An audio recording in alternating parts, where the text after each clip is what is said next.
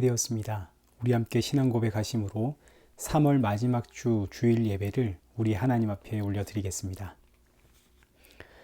전능하사 천지를 만드신 하나님 아버지를 내가 믿사오며 그 외아들 우리 주 예수 그리스도를 믿사오니 이는 성령으로 잉태하사 동정녀 마리아에게 나시고 본디오 빌라도에게 고난을 받으사 십자가에 못 박혀 죽으시고 장사한 지 사흘 만에 죽은 자 가운데서 다시 살아나시며 하늘에 오르사 전능하신 하나님 우편에 앉아 계시다가 저리로서 산자와 죽은 자를 심판하러 오시리라.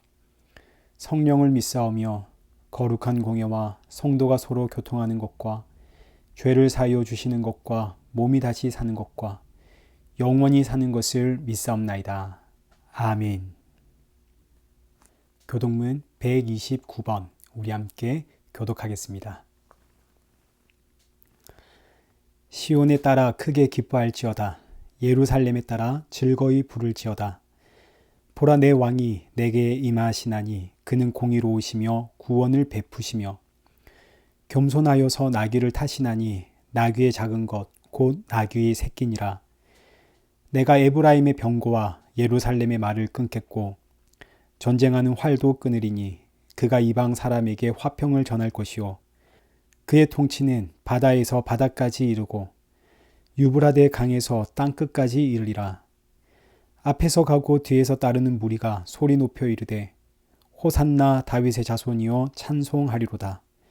주의 이름으로 오시는 이여 가장 높은 곳에서 호산나 하더라. 아멘.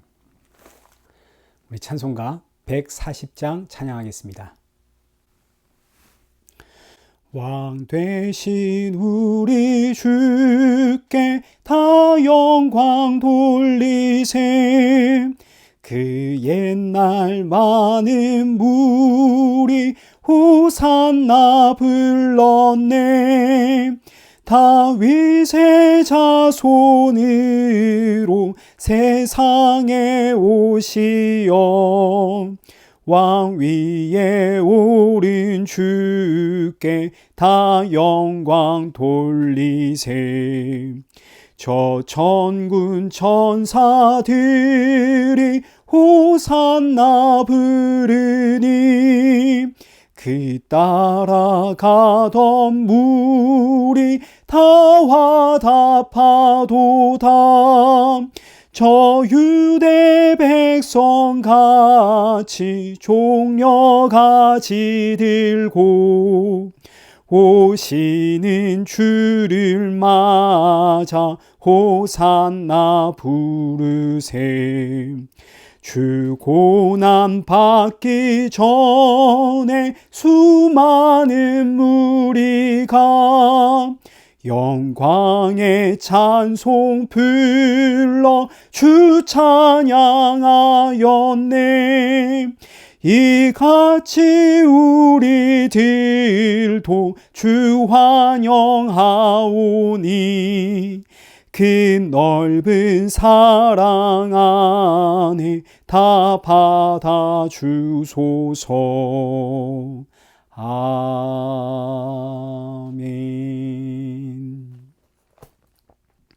기도하겠습니다. 살아계신 하나님 아버지, 이 귀한 날 예배 드릴 수 있음에 감사드립니다. 이 예배를 드리는 시간 내내 이 예배는 오직 예수님의 십자가 공로로 드릴 수 있다는 사실 기억하게 하시고 예배 후에는 이 귀한 예수 생명의 증인으로 살아갈 수 있도록 성령의 충만함 부어 주옵소서. 예수님의 이름으로 기도드리옵나이다. 아멘. 성경 봉독하시겠습니다. 오늘 보실 하나님의 말씀은 로마서 7장 1절에서 6절까지의 말씀입니다. 우리 한 절씩 교독하시겠습니다. 형제들아, 내가 법 아는 자들에게 말하노니 너희는 그 법이 사람이 살 동안만 그를 주관하는 줄 알지 못하느냐. 남편 있는 여인이 그 남편 생전에는 법으로 그에게 매임받으나 만일 그 남편이 죽으면 남편의 법에서 벗어나느니라. 그러므로 만일 그 남편 생전에 다른 남자에게 가면 음녀라. 그러나 만일 남편이 죽으면 그 법에서 자유롭게 되나니 다른 남자에게 갈지라도 음녀가 되지 아니하느니라. 그러므로 내 형제들아 너희도 그리스도의 몸으로 말미암아 율법에 대하여 죽임을 당하였으니 이는 다른 이 곧 죽은 자 가운데서 살아나신 이에게 가서 우리가 하나님을 위하여 열매를 맺게 하려 함이라. 우리가 육신에 있을 때에는 율법으로 말미암는 죄의 종욕이 우리 지체 중에 역사하여 우리로 사망을 위하여 열매를 맺게 하였더니 이제는 우리가 얼매였던 것에 대하여 죽었으므로 율법에서 벗어났으니 이러므로 우리가 영의 새로운 것으로 섬길 것이요 율법 조문에 묵은 것으로 아니할지니라. 아멘. 교회 소식 알려드리겠습니다. 헌금과 말씀 후원은 옆에 있는 이 영상란을 참고 부탁드립니다. 계속해서 새로운 예배처를 위해서 기도 부탁을 드립니다. 지난주에 다운타운의 교회와 접촉을 했었는데 일이 잘 풀리지 않았습니다. 이번 주부터 종교 집회가 드디어 허용이 되었는데 모일 수 있는 예배처가 없다는 것, 이것이 참 너무 안타깝고 마음이 아픕니다. 이를 위해서 기도 부탁을 드립니다. 계속해서 온라인과 줌으로 예배를 드립니다. 수요 예배는 수요 저녁 7시이고 새벽 기도는 월요일부터 금요일까지 새벽 6시 30분입니다. 주일 예배 시간이 변경되었습니다. 주일 오전 10시입니다. 참여하시는 방법은 줌으로 들어오셔서 778-878-5238을 입력하시면 됩니다. 혹 신앙 상담을 원하시는 분은 제 아래에 있는 연락처로 연락을 주시면 되겠습니다.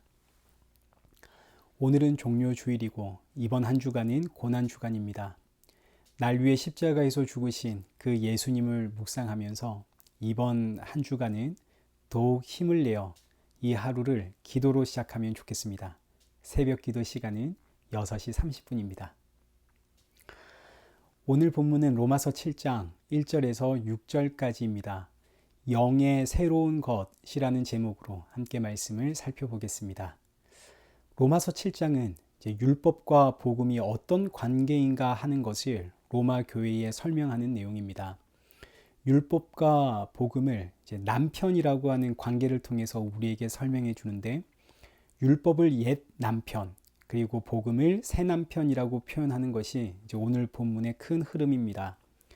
이 말씀을 살펴보기에 앞서 먼저 율법에 대해서 우리가 간략히 생각을 해보겠습니다. 율법은 우리가 그동안 살펴보았던 것처럼 죄를 알아라고 주신 법입니다. 로마서 3장 20절 그러므로 율법의 행위로 그의 앞에 의롭다 하심을 얻을 육체가 없나니 율법으로는 죄를 깨달음이니라. 율법은 성도를 거룩하게 만들 수 없고 또 율법은 성도를 구원해 줄 수도 없습니다. 율법은 성도를 의롭게 만들 수도 없고 율법은 성도에게 생명을 줄 수도 없습니다. 율법은 잘했다 칭찬받게 만들 수도 없습니다. 율법의 역할은 성도로 하여금 죄를 발견하는 것, 성도의 죄를 지적하는 것, 이것이 율법의 역할입니다. 하나님께서 이스라엘 백성들에게 율법을 주신 이유는 죄를 알아라고, 죄를 지적하기 위해 율법을 주었습니다. 이 의미는 하나님의 백성들이 죄를 짓고 있음에도 불구하고 이걸 죄라고 인지하지 못하니까 하나님이 율법을 주었다라는 뜻입니다. 율법대로 살아라가 아닙니다. 율법을 통해서 죄를 알아라입니다. 그러니까 율법을 주었다는 의미는 너희는 모두 죄인이라는 뜻입니다. 죄인이 아니라면 율법 줄 이유가 없죠. 죄가 없는데 왜 율법이 필요하겠습니까? 죄인이니까 율법을 주었습니다. 자, 그럼 이제 어떻게 해야 하나요? 율법을 통해서 죄를 발견했습니다. 그럼 그 다음은 이 죄 문제를 해결해 줄 그 하나님의 어린 양께로 가야겠죠. 이것이 율법의 최종 목적입니다. 단순히 죄를 알아라 하고 주신 것이 아니라 이 죄 문제를 해결해 줄 하나님의 어린 양께로 나아가라. 이것이 바로 율법의 최종 목적지입니다. 그래서 율법은 나를 거룩하게 만들어 주진 않습니다. 그러나 나를 거룩하게 만들어 주시는 그 예수님께로 인도하는 통로입니다. 율법은 나를 의롭게 만들지 않습니다. 그러나 나를 의롭게 만들어 주시는 예수님께로 나를 인도합니다. 율법은 나에게 생명 주지 않습니다. 그러나 생명 주시는 예수님께로 나를 인도합니다. 그래서 율법은 선하고 거룩한 하나님의 도구입니다. 그런데 문제는 율법을 받은 이스라엘 백성들은 이 율법을 통해서 자신들의 죄를 발견하는 것이 아니라 율법을 가지고 내가 하나님 앞에서 얼마나 의롭고 거룩한가를 증명하는 도구로 삼기 시작을 했습니다. 왜냐하면 이들이 전부 육신에 속해 있기 때문입니다. 이것이 오늘 본문의 5절 말씀입니다. 5절 말씀을 한번 보시죠. 우리가 육신에 있을 때에는 율법으로 말미암는 죄의 종력이 우리 지체 중에 역사하여 우리로 사망을 위하여 열매를 맺게 하였더니, 여기서 육신이라고 하는 이 의미는 우리의 몸, 이 육체를 의미하는 것이 아니라 영역과 통치의 개념입니다. 죄의 영역에서 태어나서 죄의 통치를 받고 살아가는 그 모든 것을 다 육신이라고 표현을 하는 겁니다. 죄인으로 태어나서 죄의 통치를 받는 삶, 이것이 육신입니다. 그래서 율법이라는 선한 도구를 받았음에도 불구하고 이 육신에 속해 있기 때문에, 죄의 통치, 죄의 다스림 아래에 있기 때문에 예수님께로 나아가질 못하고 율법으로 자꾸 자신의 의로움과 자신의 거룩함, 자신의 남다름을 증명하는 방법으로 나아가게 되는 거죠. 율법으로 하나님께 칭찬받으려고 나아가는 겁니다. 율법으로 내가 이렇게 죄인이구나 하는 것을 발견하는 것이 아니라 율법으로 나를 치장하여 하나님 앞에 칭찬받으려고 나아가는, 이것이 바로 육신에 사로잡힌 자들의 모습입니다. 그래서 육신에 사로잡혀 있으면 아무리 율법을 지켜내도 그 끝은 사망으로 갈 뿐입니다. 그래서 5절 말씀이 육신에 있을 때는 율법으로 우리가 사망의 열매만 맺었느니라.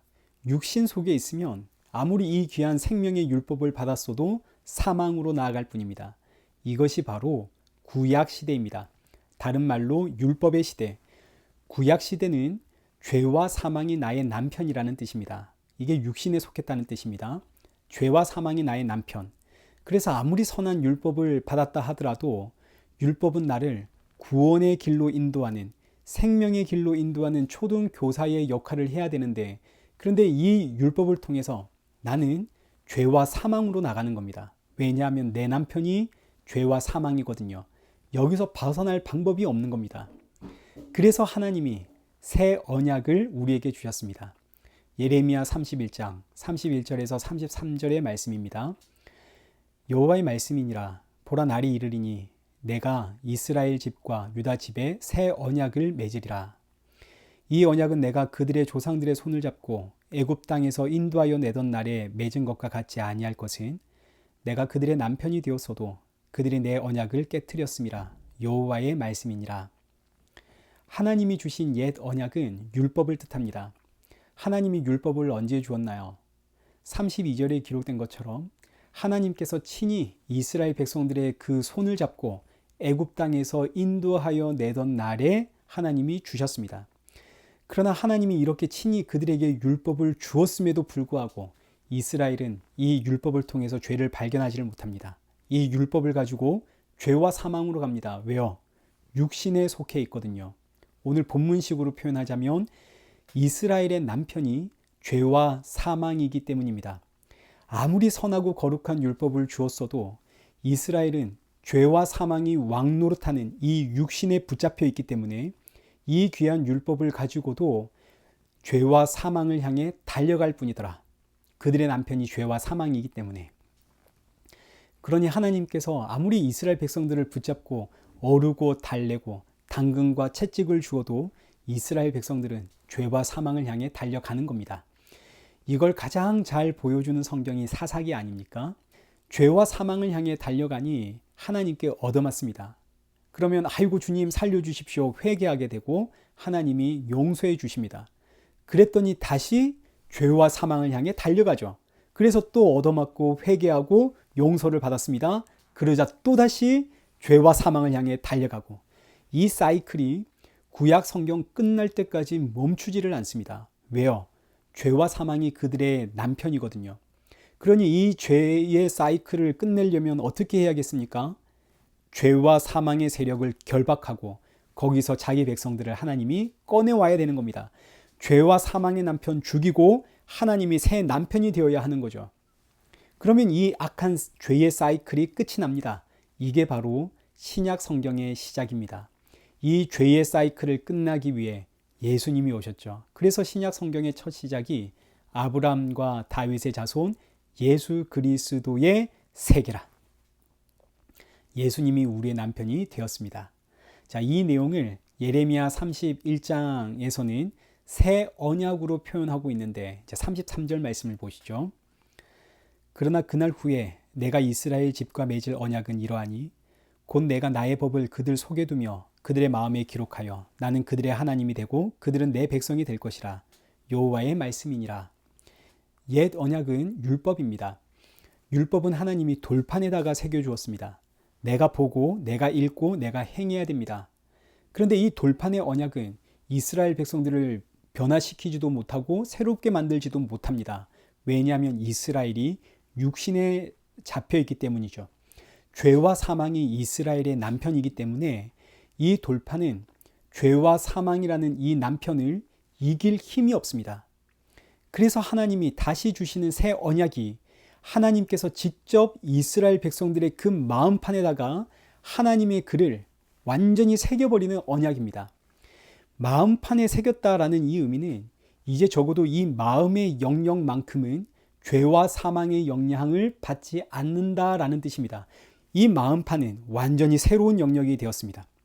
이 영역은 죄와 사망이 영향을 끼치질 못하기 때문에 이 영역을 영이라고 하는 겁니다. 죄와 사망의 영향을 받는 부분을 육이라고 하는 것이고 죄와 사망의 영향을 받지 않는 새로운 영역을 영이라고 표현을 하는 겁니다. 그래서 영과 육입니다. 영에 속했다는 의미는 뭔가 신비하고 새롭고 뭔가 초월적인 그런 이야기가 아닙니다. 더 이상 죄와 사망의 종노릇하지 않는, 더 이상 죄와 사망의 영향을 받지 않는 그 새로운 영역을 뜻합니다. 예수님이 왕노릇하는 영역. 자, 그럼 지금 우리는 영에 속했나요? 육에 속했나요? 우린 영에 속했죠. 예수님이 나의 왕이시고 예수님이 나의 주인이십니다. 내 안에 예수님이 계십니다. 그러니 나는 분명히 영에 속했습니다.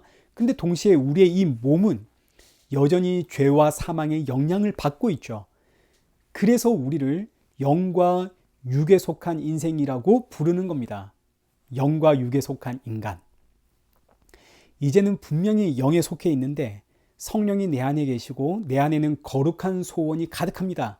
그런데 죄와 사망의 영향을 받고 있는 이 육의 힘이 워낙에 강하기에 그래서 사도 바울의 탄식이 내 속사람으로는 하나님의 법을 즐거워하되 내 지체 속에 있는 죄의 법이 나를 사로잡는 것을 보는도다. 오라 나는 공고한 사람이로다. 이 사망의 몸에서 누가 나를 건져내랴. 이것이 바로 영과 육에 속해 있는 성도의 모습입니다. 그래서 성도는 로마서 8장 23절에 기록된 것처럼 이 몸의 속량을 기다리는 거죠. 더 이상 죄와 사망의 영향을 받지 않는 그 새로운 몸, 그 거룩한 완전한 새 몸을 덧입게 되는 그날을 사모하며 기다리게 됩니다. 자, 그럼 이제 예레미야 31장으로 다시 돌아가서 하나님께서 우리 마음에 새 언약을 새겨버리기 위해선 내 마음을 지금 사로잡고 있는, 지금 내 마음에서 왕노릇하고 있는 이 죄와 사망의 권세를 쫓아내야 됩니다. 그래서 예수님이 오셨죠. 예수님이 십자가의 죽으심으로 죽음의 권세, 이 죄와 사망의 권세를 깨트리고 내 마음에 영으로 임하셨습니다. 성령, 아들의 영, 그 예수님의 영이 이제 내 안에 들어와 이제 내 안에서 왕노릇하시는 새 남편의 역할을 하시는 이것이 바로 새 언약의 이야기고 오늘 본문의 이야기입니다. 영의 새로운 것으로 섬기는 이야기. 자, 이 말씀을 이제 신약 성경에서는 고린도후서 3장 3절에서 이렇게 표현을 합니다. 너희는 우리로 말미암아 나타난 그리스도의 편지니 이는 먹으로 쓴 것이 아니요 오직 살아계신 하나님의 영으로 쓴 것이며 또 돌판에 쓴 것이 아니요 오직 육의 마음판에 쓴 것이라. 우리가 그리스도의 편지라는 의미는 우리가 예수님의 말씀을 이제 전달하는 메신저, 통로, 이제 증인이라는 뜻입니다. 우리가 예수님의 증인이 된 것은 먹으로 쓴 글을 읽어서도 아니고 돌판에 기록된 글을 읽어서도 아닙니다.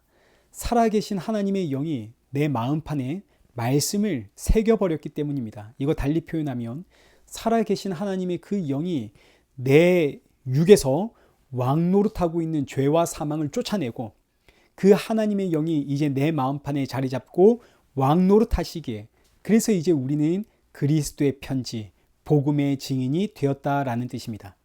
그러니 이제 우리의 이 마음판, 우리의 속은 너무나 자연스럽게 나의 왕이신 예수님을 사랑하게 되고 예수님 닮고 싶어하는 그 거룩한 소원이 우리 안에 생기게 되는 겁니다. 예전에는 우리의 마음판이 죄에 사로잡혀 있었고 죄를 사모했습니다. 그러니 성경 말씀들이 전부 나를 치장하는, 덕지덕지 나를 치장하는 무기가 되었습니다. 그래서 남들보다 내가 더 많이 아는 척, 내가 다 아는 척, 남들보다 내가 거룩한 척, 의로운 척, 뭔가 신비적인 척, 뭔가 능력이 있는 척, 은사가 많은 척. 그러나 이제는 그런 모습이 너무너무 싫죠. 이제는 그 모습들이 전부 죄라는 사실을 알게 되었습니다. 그래서 이런 죄와 거부하고 싸우게 되는 참 거룩을 향한 소원이 생겼기 때문에 이 죄와 싸우는 이것이 바로 성도의 영적 전쟁이고 오늘 본문 6절의 말씀입니다. 6절 말씀을 보십시오. 이제는 우리가 얽매였던 것에 대하여 죽었으므로 율법에서 벗어났으니 이러므로 우리가 영의 새로운 것으로 섬길 것이요 율법 조문의 묵은 것으로 아니할지니라. 영의 새로운 것으로 섬긴다는 표현이 바로 나의 새로운 주인 되신 그 예수님을 사랑하게 되었고 예수님을 닮고 싶은 간절한 소망으로 죄와 싸운다는 이야기입니다. 과거에는 말씀으로 나를 치장했지만 이제는 말씀으로 예수님을 바라보는 거죠. 이전에는 말씀으로 내가 각오하고 결단했지만 이제는 말씀으로 예수님을 바라봅니다. 그러면 결단하고 각오하지 말라는 이야기입니까? 여러분 이렇게 나오시면 안 되는 겁니다. 이 이야기는 이미 5장과 6장에서 끝냈습니다. 영의 새로운 것으로 섬기는 성도는 말씀을 보고 더욱 각오하고 더욱 결단하게 되어져 있습니다. 예수님 닮고 싶은 그 거룩한 소원이 우리 안에 있으니까요. 그러나 내가 각오하고 결단하는 그 이상으로 예수님을 바라보게 된다는 뜻입니다. 왜요? 각오하고 결단하는 만큼 내 죄를 더 많이 발견하게 되기 때문입니다. 그래서 6절에 영의 새로운 것으로 섬긴다는 것은 이제 성도의 속에는 예수님이 왕이십니다. 예수님이 여기는 통치하는 영역입니다. 그러니 이곳은 예수님으로 충만합니다. 내 안이 예수님으로 충만하니까 얼마나 좋은지 각오와 결단을 하는 것이 아니라 그저 예수님이 너무너무 좋아서 그 은혜에 너무너무 감사하여 교회를 섬긴다는 뜻입니다. 법이 아니라 감사해서 너무 좋아서. 그래서 신앙은 언제나 하나님과 나와의 관계입니다. 하나님과 나와의 관계. 그 누가 뭐라 하더라도 예수님과 나와의 관계. 이 관계가 풍성하니까 너무 좋아서 너무 감사해서 그 감사와 사랑이 교회로 흘러가는 거죠. 이웃으로 흘러가고. 그러나 여전히 육신, 이 법에 사로잡힌 성도는 그 신앙이 하나님과 나와의 관계가 아닙니다. 하나님과 너와의 관계입니다. 왜냐하면 지금 나는 잘하고 있기 때문입니다. 나는 지금 문제가 없거든요. 내 안이 예수님으로 충만한 것이 아니라 잘난 나로 충만해져 있습니다. 그래서 온통 지적거릴 뿐입니다. 나는 그럴 자격이 있다 이거죠. 난 잘하고 있으니까요. 육신, 이 법에 사로잡히게 되면 예수님과 나와의 관계는 사라지고 하나님과 너와의 관계, 예수님과 너와의 관계만 보입니다. 자, 그럼 이제 이 말씀들, 이 내용들을 이제 오늘 본문의 말씀을 통해서 간략히 정리를 하고 말씀을 맺도록 하겠습니다. 1절부터 한번 보시죠. 형제들아, 내가 법 아는 자들에게 말하노니 너희는 그 법이 사람이 살 동안만 그를 주관하는 줄 알지 못하느냐. 여기서 법은 죄와 사망의 법을 뜻합니다. 죄와 사망의 법이 사람을 주관하고 있는데 이 법에서 해방되기 위해선 죽어야 된다 이거죠. 그래서 2절입니다. 남편 있는 여인이 그 남편 생전에는 법으로 그에게 매인받으나 만일 그 남편이 죽으면 남편의 법에서 벗어나느니라. 죄와 사망을 이제 남편이라고 표현하고 있습니다. 죄와 사망이라는 이 남편에서 벗어날 수 있는 유일한 방법은 죽는 겁니다. 죽는 것 외에는 죄와 사망에서 벗어날 방법이 없습니다. 근데 문제는 죄인이 죽으면 죄의 삭은 사망이기 때문에 죽으면 심판으로 가는 것이지 영의 세계, 죄와 사망이 영향을 발휘하지 못하는 그 영의 세계로 가는 게 아닙니다. 죄와 사망은 내가 죽었음에도 불구하고 여전히 나를 꽉 붙잡고 있습니다. 그래서 예수님이 오셔서 예수님이 이런 나 대신 십자가의 죽으심으로 그 죄의 값을 그 피로 지불하시고 죄와 사망에서 나를 건져내셨습니다. 그래서 이제 나의 새로운 남편은 예수님이 되었습니다. 여기까지는 쉽게 이해가 되죠. 근데 문제는 이제 3절과 4절입니다. 3절을 보시죠. 그러므로 만일 그 남편 생전에 다른 남자에게 가면 음녀라. 남편이 죽지 않았습니다. 그런데 다른 남자에게 가면 음녀입니다. 그러니까 지금 죄와 사망의 남편과 살고 있다가 죄와 사망에서 죽지 않았는데 예수님께로 가면 이게 음녀가 되는 겁니다. 죄와 사망이 볼 때는. 근데 이런 일들이 얼마든지 가능하죠. 교회를 하나의 어떤 커뮤니티로 생각하고 사람 만나기 위해서 혹은 장사하기 위해서 얼마든지 교회 나와서 종교생활 할 수 있습니다. 이런 사람은 음녀라는 이야기입니다. 근데 또 반대로 예수님과 함께 살고 있으면서 죄와 사망으로 가면 이것도 음녀가 됩니다. 예수님과 함께 사는데 어떻게 죄와 사망으로 가겠습니까? 그런데도 죄와 사망으로 간다면 이 의미는 죄와 사망에서 죽은 적이 없다는 뜻입니다. 자, 그런데 이제 4절. 그러므로 내 형제들아 너희도 그리스도의 몸으로 말미암아 율법에 대하여 죽임을 당하였으니 이는 다르니 곧 죽은 자 가운데서 살아나신 이에게 가서 우리가 하나님을 위하여 열매를 맺게 하려 함이라. 여기서 우리가 율법에 대하여 죽임을 당했다 하십니다. 그러니까 지금 성경은 뭘 이야기하고 있냐면 율법을 죄와 사망과 동일시하고 있습니다. 이게 어려운 겁니다. 아니 우리가 죄와 사망에서 죽어야지 왜 율법에서 죽어야 됩니까? 율법은 선하고 좋은 거 아닙니까? 율법은 나로 하여금 죄를 알게 하고 예수님께로 인도하는 초등교사인데 왜 율법에 대해서 내가 죽어야 됩니까? 왜 율법 이꼴 죄와 사망입니까? 이게 어려운 겁니다. 그 이유는 이렇습니다. 율법을 죄와 사망과 동일시하는 이유는 율법이 법이기 때문입니다. 법은 지켜야 하는 거죠. 그러나 율법은 지킬 수 있나요, 없나요? 지킬 수 없는 겁니다. 율법은 지킬 수가 없는 법입니다. 죄를 지적합니다. 그런데 죄와 사망의 영향을 받고 있는 이 육신은 자꾸 율법을 지키고 싶어 합니다. 율법을 지켜서 의로워지려고 하고 율법을 지켜서 거룩해지려고 합니다.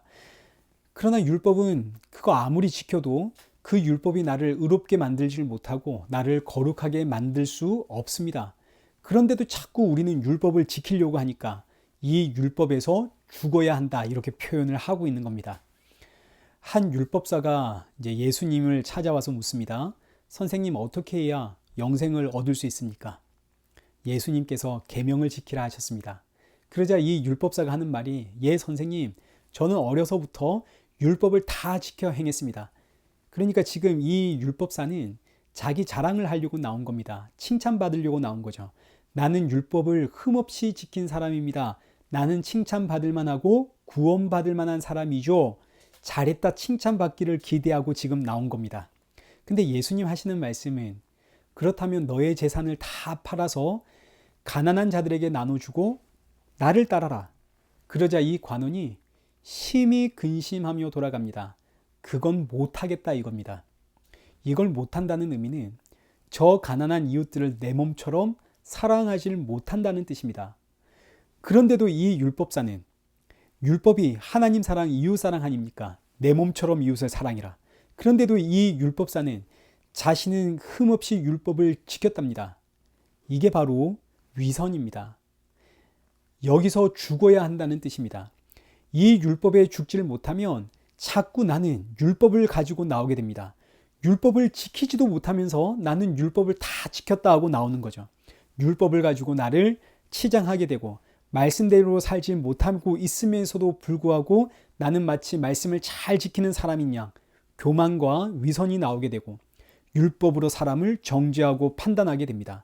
무엇보다 가장 심각한 문제는 율법을 지켜서 하나님께 칭찬받으려고 한다는 것이 가장 심각한 문제입니다. 말씀대로 살아서 칭찬받자. 이게 가장 무섭고 가장 심각한 문제입니다. 말씀대로 살아서 칭찬받을 인생은 이 땅에 아무도 없습니다. 율법사를 보십시오. 어려서부터 율법을 흠이 없이 지켰습니다. 칭찬받으려고 나왔지만 되려 혼이 나고 돌아갔습니다. 그래서 율법에 대해 죽으라. 율법에 대해 죽을 때 그때 비로소 율법을 통해 율법이 나의 죄를 지적하는구나. 나는 죄인이구나. 이게 보이는 거죠. 율법이 나의 죄를 지적을 하면 그럼 나는 이런 나를 끝없이 영원히 용서하시고 사랑하시는 나의 새로운 남편 예수님께로 나아가게 되는 겁니다. 이게 사도 바울의 이야기입니다. 사도 바울이 이야기를 하죠. 육체를 자랑한다면 나도 누구 묻지 않다. 나는 난 지 8일 만에 할례를 받았고 베냐민 집하고 히브리인 중에 히브리인이고 율법으로는 바리새인이고 율법의 의로는 흠이 없는 사람이다. 그러나 나는 이 모든 것을 전부 배설물로 여기노라. 율법에서 죽었다는 이야기입니다. 과거에는 율법을 지키는 것이 나의 자랑이었습니다. 그런데 율법에 죽으니까 이 율법은 나의 죄를 깨닫게 하는 도구구나. 그래서 나를 예수님께로 인도하는 통로구나. 그래서 사도 바울이 이제 나는 예수 그리스도와 그의 십자가에 못 박히신 것 외에는 아무것도 알지 아니하기로 작정하였노라. 이 말씀을 이제 로마서 7장 3절에 대입시키면 이렇게 됩니다. 그러므로 만일 그 남편 생전에 다른 남자에게 가면 음녀라. 자, 나의 옛 남편은 율법입니다. 율법은 자꾸 법을 주고 지키게 합니다. 그런데 이 율법에서 죽고 이제 새 신랑 예수님이 나의 남편이 되었습니다. 새 신랑이신 내 남편은 나의 모든 걸 용서하십니다. 뭘 해도 용서하시죠. 예수님은 내가 죄와 싸워 이길 수 없다는 사실 나보다 더 잘 알고 계십니다. 그거 다 알고 나를 신부로 삼았습니다. 내가 다 용서했고 앞으로도 언제나 나는 널 늘 용서할 것이다. 그러니 너는 나만 보아라. 용서의 예수님, 용서의 남편이신 예수님이 원하는 것은 오직 하나, 나만 바라봐라. 내가 다 용서했다. 다 용서해 줄 것이다. 그럼 이제 성도는 예수님만 바라보면 됩니다. 이것이 예수님을 영의 새로운 것으로 섬기는 것이고 이것이 바로 예수님의 영광이 되고 하나님의 영광이 되는 겁니다. 성도가 하나님의 그 자기 백성이 예수님만 바라보는 것, 이것이 하나님의 영광이요 예수님의 영광입니다. 영의 새로운 것으로 섬기는 이야기. 근데 문제는 옛 율법이, 옛 남편 율법이 찾아와서 한마디 하는 겁니다. 야, 너 그렇게 신앙생활해서 되겠니? 성도라면 마땅히 이렇게도 살아야 되고 이렇게도 살아야 되는데 너 그렇게 살아서 되겠니?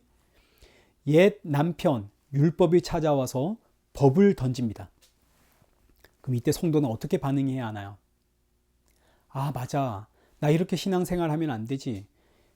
하고 율법의 소리에 귀를 기울이게 되면 여러분 이게 바로 음녀의 이야기입니다.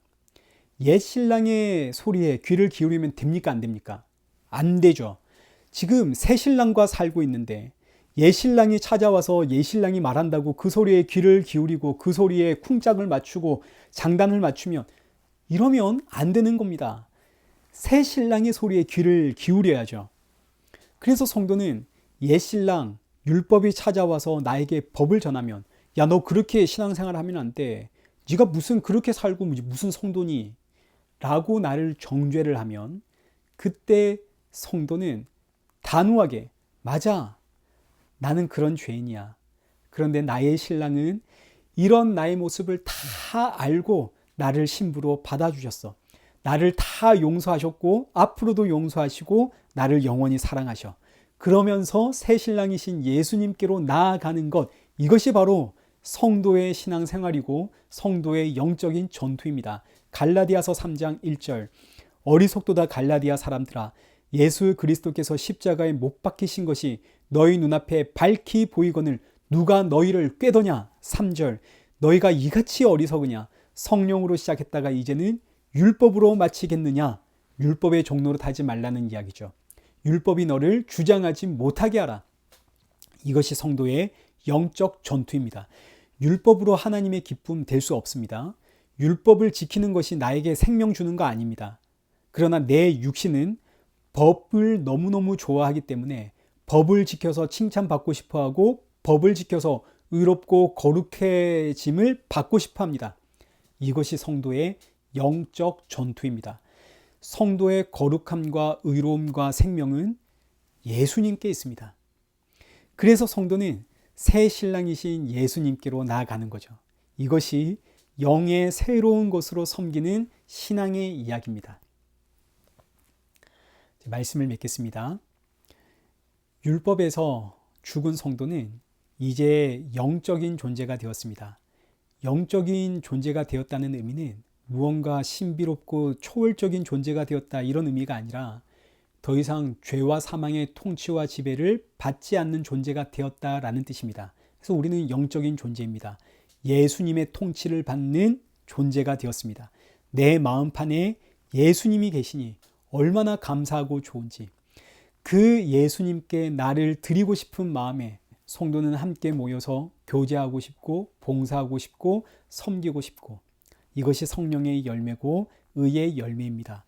예수님은 포도나무, 나는 가지. 그 예수님께 붙어 있으면 감사라고 하는 열매가 맺히는 거죠. 그래서 성도의 모든 신앙생활은 감사로 나오는 겁니다. 법이 아니라 감사. 어느 날 베드로와 요한이 성전 미문을 지나가다가 나면서부터 걷지 못하는 사람이 그곳에 앉아 구걸하는 걸 보았습니다. 이때 베드로와 요한이 하는 말이 근거는 내게 없지만 내게 있는 곳으로 너에게 주노니 곧 나사렛 예수의 이름으로 일어나 걸어라. 베드로 안에 있는 게 뭐라고요? 예수님입니다. 베드로 안에 예수님이 계시니까 베드로가 내놓는 것도 예수님입니다. 예수님이 내 안에 계시니 얼마나 좋고 감사한지 그 예수님을 전하는 거죠. 오늘 우리 안에는 뭐가 있습니까? 여러분, 우리 안에 율법이 담겨 있으면 자꾸 우리는 법을 내놓게 됩니다. 그리고 사람의 그 모습과 행위를 보고 평가하고 판단하고 정죄하고 비난하게 되죠. 그러나 우리 안에 예수님이 계시면 그 은혜와 사랑과 감사와 생명과 영광과 찬송과 섬김과 봉사가 나오게 되는 겁니다.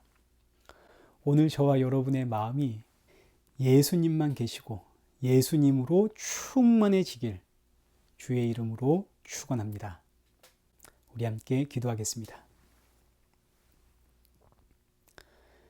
살아계신 하나님 아버지, 죄와 사망에서 우리를 건져 의와 생명의 나라로 옮겨주심에 감사드립니다. 우리 안에 거룩한 소원을 주시고 예수님 닮아가는 마음 주시니 감사합니다. 주신 은혜와 사랑이 날이 갈수록 더욱 깊어지게 하시고 깊어질수록 너무너무 감사하여 그 감사와 사랑을 흘려보내는 통로가 되도록 우리 모두에게 성령의 충만함 부어 주옵소서. 그러나 그럼에도 불구하고 우리는 영과 육에 속하여 탄식하고 있사오니 사랑하는 주의 모든 백성들, 죄와 사망의 영향을 받고 있는 이 육과 싸울 때마다 더욱더 우리 주 예수 그리스도 바라보게 하시고 이 몸에 속량이 있는 그날을 더욱더 사모하며 살아가는 성도 되어지도록 이 한 주도 믿음 더하여 주옵소서. 예수님의 이름으로 기도드리옵나이다. 아멘.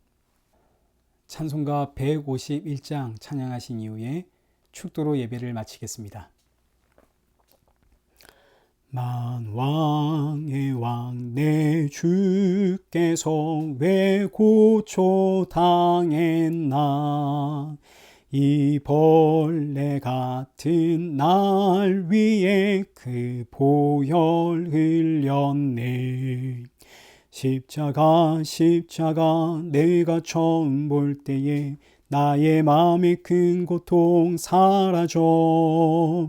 오늘 믿고서 내 눈 밝았네. 참 내 기쁨 영원하도다. 주 십자가 못 박힘은 속죄함 아닌가. 그 긍휼함과 그 은혜 말할 수 없도다. 십자가 내가 처음 볼 때에 나의 마음의 큰 고통 사라져.